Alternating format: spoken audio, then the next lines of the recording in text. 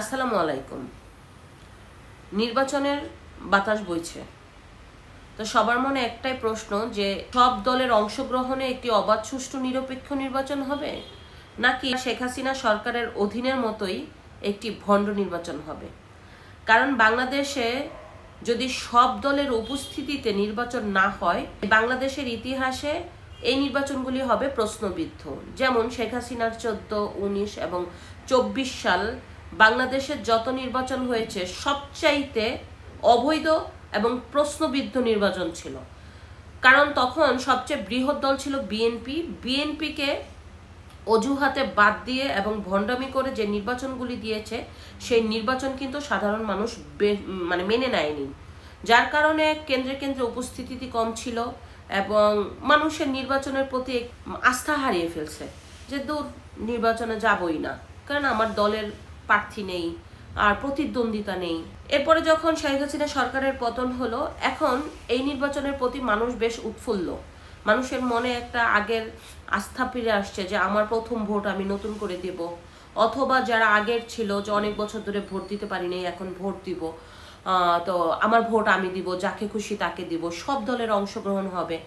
যদি এই ধরনের পরিস্থিতি এই সরকার তৈরি করতে পারে, তাহলে নির্বাচনটা বাংলাদেশের ইতিহাসে সর্বশ্রেষ্ঠ নির্বাচন হবে।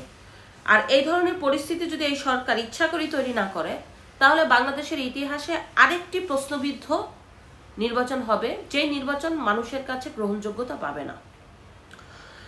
বাংলাদেশের ইতিহাসে বিএনপি এবং আওয়ামী লীগ দুইজনের জনসমর্থন প্রায় সমান। একবার বিএনপি বেড়ে যায়, আরেকবার আওয়ামী লীগ বেড়ে যায়। এই ধারাবাহিকতাই চলে আসতেছে প্রতিটি নির্বাচনে। তো বিএনপি আর আওয়ামী লীগের জনসমর্থনের বাহিরে অন্য যেই সব দল আছে সেই দলের সমর্থন খুব বেশি হলে 20%, সব দল মিলে 20% প্লাস হবে না। এখন কিছু বাড়লে বাড়তেও পারে, তবে আমার কাছে মনে হয় না যে সব মিলিয়ে বাংলাদেশের জনগণের 20%-এর বেশি অন্য দলের সমর্থন আছে। তো সেইখানে আওয়ামী লীগের সমর্থন আছে কমপক্ষে 30 থেকে 35% প্লাস। এখন তো এই যে একটা বৃহত্তম জনগোষ্ঠীর সমর্থনের দলকে রেখে যদি নির্বাচন হয়, তাহলে এই যে আওয়ামী লীগ যারা করেছে তারা কিন্তু ভোট কেন্দ্রে যাবে না। আওয়ামী লীগ কিন্তু নিষিদ্ধ না, কিন্তু আওয়ামী লীগের যে পর্যন্ত জুলাইয়ের হত্যাকাণ্ডের বিচার না হবে সে পর্যন্ত তাদের দলীয় কার্যক্রম তারা করতে পারবে না। এই অবস্থাতে মানুষের মধ্যে একটা শঙ্কা তৈরি হয়েছে যে হয়তো বা আওয়ামী লীগ আসতেও পারে, আওয়ামী লীগ নাও আসতে পারে। অনেকে বলতে পারে যে আওয়ামী লীগ তো এখন হত্যা করেছে, হত্যার সাথে জড়িত গণহত্যা দল, এই দল কিভাবে নির্বাচনে আসবে। কিছু সংখ্যক মানুষের জন্য বৃহত্তম দল প্রশ্নবিদ্ধ হতে পারে না, আবার একটা বৃহত্তম দলের জন্য কখনো দেশ প্রশ্নবিদ্ধ হতে পারে না। যেমন আওয়ামী লীগের যেসব নেতৃবৃন্দ ছিল তাদের এগেইনস্টে অনেক হত্যার মামলা আছে, শতভাগ নিশ্চিত তারা অনেক দুর্নীতির সাথে জড়িত ছিল এবং বাংলাদেশের অনেক আইন লঙ্ঘন কাজ তারা করেছে, এটা যেমন বিচার হওয়া উচিত। আবার ঠিক একই রকম আওয়ামী লীগকে মানুষের মধ্যে ফিরিয়ে দেওয়া উচিত। আপনার আওয়ামী লীগের অনেক নেতৃবৃন্দের দোষ থাকতে পারে, তাদের মধ্যে অনেক আইন বিরোধী কাজ আছে, তাদের আইনের ব্যবস্থায় নিয়ে আওয়ামী লীগকে এই যে ভোট হবে সেই ভোটে অংশগ্রহণের সুযোগ দেওয়া উচিত।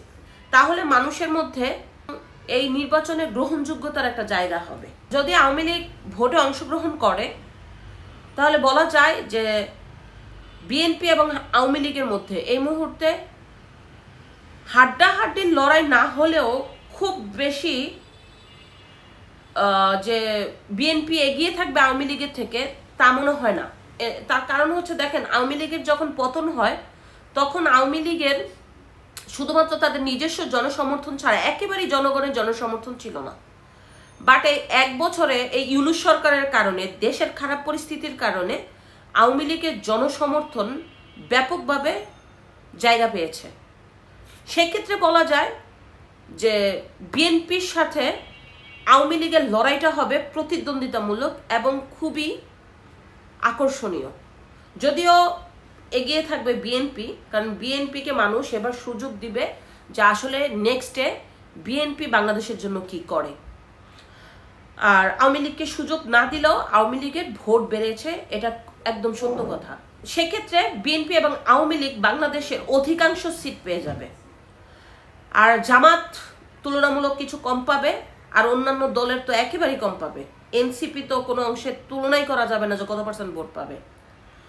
আর যদি কোনো কারণে আওয়ামী লীগকে অংশগ্রহণ করতে না দেওয়া হয়, তাহলে জামাত মূল বিরোধী দল হয়ে যেতে পারে, আর অন্যান্য যে ইসলামিক দলগুলি অত বেশি জায়গা করতে পারবে না। বিএনপি বাহিরে জামাত বিরোধী দল হয়ে যাবে। আর যদি জামাত জোট করে ইসলামী দলগুলোর সাথে, তারপরও বিএনপির সাথে পারবে না, কারণ বিএনপি বাংলাদেশের গ্রামগঞ্জে একতরফাভাবে অনেক জায়গায় জয়ী হয়ে যাবে যদি আওয়ামী লীগ পার্টিসিপেশন না করে। আর আওয়ামী লীগ পার্টিসিপেশন করলে বিএনপি জয় নিশ্চিত, তবে হাড্ডাহাড্ডি লড়াই হবে, এটা হচ্ছে শতভাগ নিশ্চিত কথা। এখন দেখা যাক কি হয়। আবার এরকমও হতে পারে যে জামাতের যেই নির্বাচন, জামাত কিন্তু এখন অসন্তুষ্ট এই নির্বাচনের সময় নিয়ে এবং জুলাইয়ের ঘোষণাপত্র নিয়ে। জামাতের দাবি ছিল যে এই জুলাইয়ের ঘোষণাপত্র একটি অধ্যাদেশ জারি করা হোক, অথবা গণভোটের মাধ্যমে এই জুলাইয়ের ঘোষণাপত্র সংবিধানে যুক্ত করা হোক।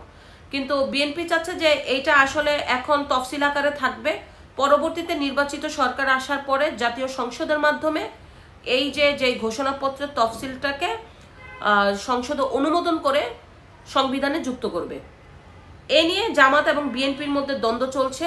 জামাত এবং এনসিপি একমত প্রকাশ করছে। এখন কোনো কারণে যদি জামাত বয়কট করে আর যদি আওয়ামী লীগকে আপনার নির্বাচন আসতে না দেওয়া হয়, তাহলে বিএনপি কি এককভাবে নির্বাচন করবে? এটা প্রশ্নবিদ্ধ হবে না? পুরো বাংলাদেশ ব্যাপী নির্বাচন করলে তো বিএনপি এককভাবে করতে পারবে না, একটা স্ট্রং বিরোধী দল তো দরকার। তো সেই সুযোগটা জামাত নিতে পারে, কারণ জামাত চাচ্ছে নির্বাচনটা একটু লেট হোক, আর বিএনপি চাচ্ছে নির্বাচনটা তাড়াতাড়ি হোক, কারণ যত তাড়াতাড়ি নির্বাচন হবে বিএনপির জন্য সুবিধাটা অনেক বেশি, আর যত দেরিতে নির্বাচন হবে আমাদের জন্য সুযোগ তৈরি হবে।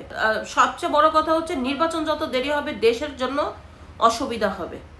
একটা দেশের নিরপেক্ষ নির্বাচিত সরকার না থাকলে বাংলাদেশের বাইরে যারা বিদেশিরা কখনো বিনিয়োগ করবে না, কর্মসংস্থান কমে যাবে, মানুষের নিরাপত্তার জায়গাটা কমে যাবে, আইন শৃঙ্খলার অবনতি হবে,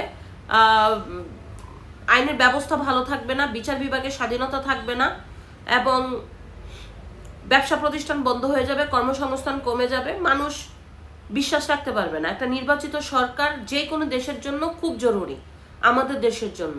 তাই আমরা চাই একটি অবাধ সুষ্ঠু নিরপেক্ষ নির্বাচনের মধ্য দিয়ে এবং সব দলের অংশগ্রহণের মধ্য দিয়ে আমরা আবার আমাদের নির্বাচিত সরকারকে ফিরিয়ে আনি এবং বাংলাদেশকে ভালো রাখি। ধন্যবাদ।